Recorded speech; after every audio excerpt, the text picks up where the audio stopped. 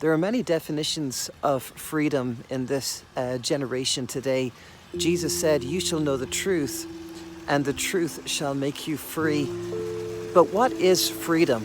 Is freedom license to do whatever it is that we want to do? Is freedom a life without absolutes? Is freedom a life that just basically puts us in a posture of liberty where we truly are Lord of our own lives? Freedom needs to be really broken down today because, we say about different countries that they are the lands of the free, just like the United States.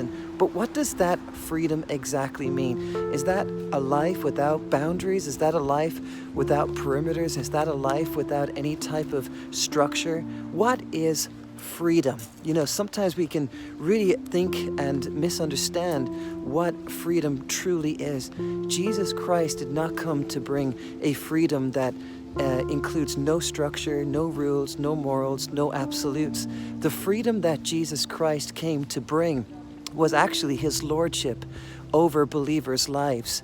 That's why knowing the truth brings a sense of freedom. But what truth is that? The truth is, friends, that we cannot be Lord of our own lives. We can't be the head of our own lives.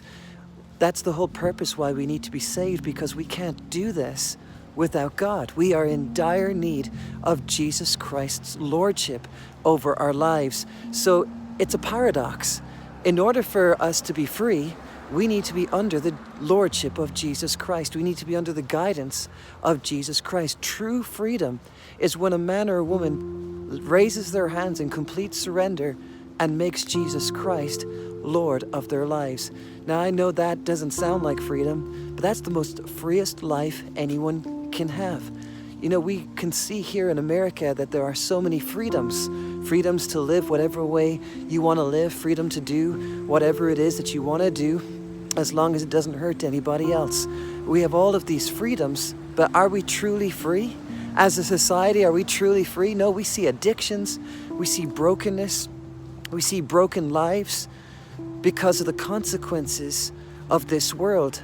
A human was never designed to be God of their own lives. A human was never designed to live on their own. We were always designed for a higher power. Anywhere that you go in the world, even if the society it doesn't matter where you go, even the unreached people that still haven't come into the 21st century, every single person that is born into this planet have a void inside of their heart. It's as if there's eternity deep down in their soul. And you have to teach atheism. You have to teach a human that. That's not something that we're born inherently, that we're going to be atheistic. No, we have all a God void in our lives. That's why wherever you go, they worship the trees, they worship the moon, they worship the stars. Inside of every human being, there's a knowing and a knowledge that there is a higher power, there is a creator, and there is a God. We were created to look to something bigger than us. So when Jesus said, "You will know the truth and the truth will make you free," that's not a freedom for us to do whatever it is that we want to do. That's a freedom to come before God and give him rights to our lives, saying, "God, I've tried to live this thing on my own. I've tried my own freedoms. I've seen the ramifications, the consequences of living free and being Lord of my own life. Now I come and I say, Jesus, be Lord of my life.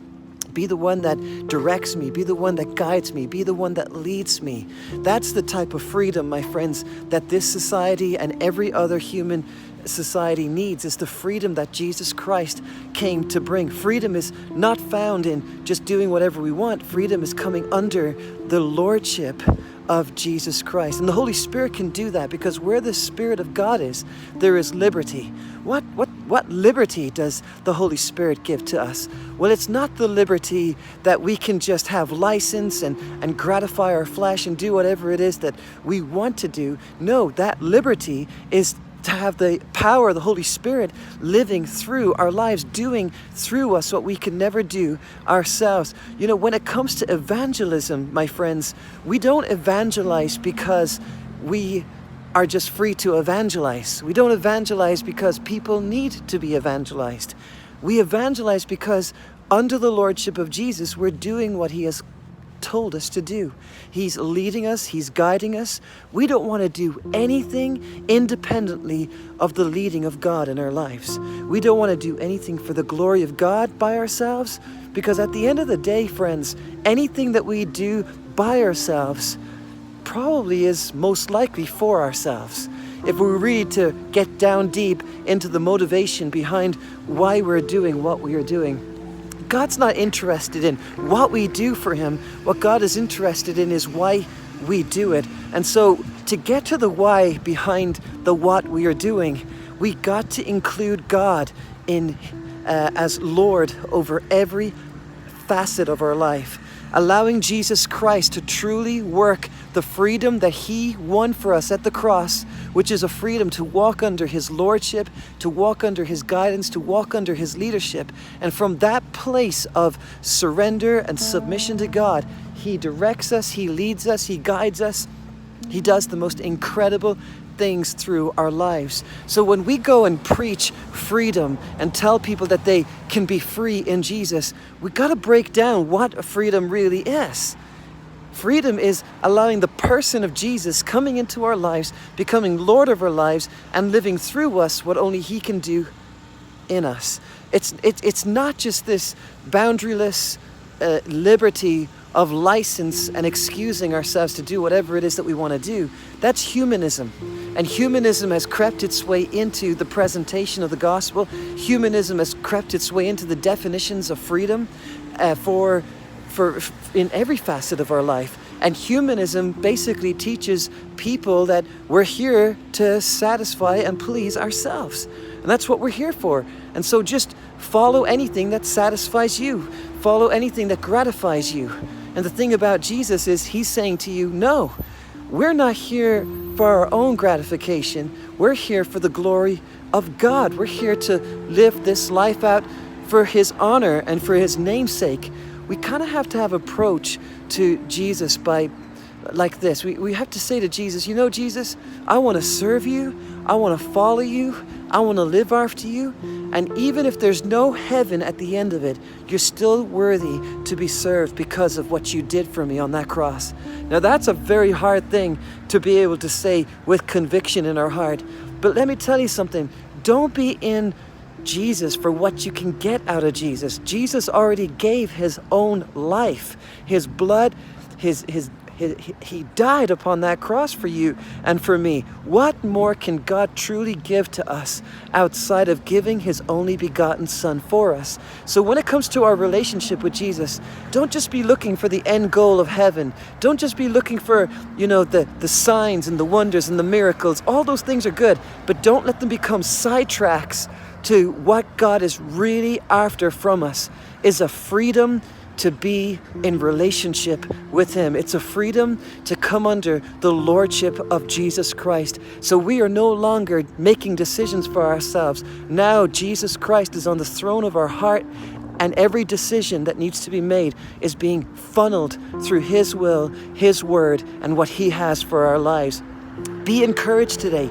We are a free people, and let's fight for this freedom. Let's fight to be under His lordship and under His guidance. May Jesus' will be done in everything that we do. With Commission, this ministry was started on our knees in prayer. We were fasting. We were waiting on God.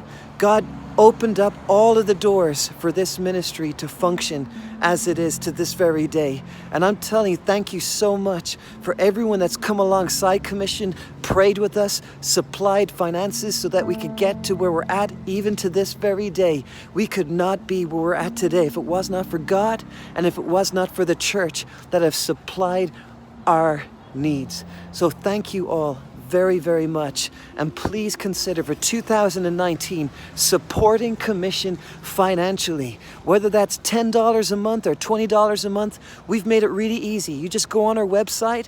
There's the link to donate is on there, and it will take you right to, you can either pay through PayPal your donation, or you can write a check and send it to our P.O. Box address in Colorado Springs, where my very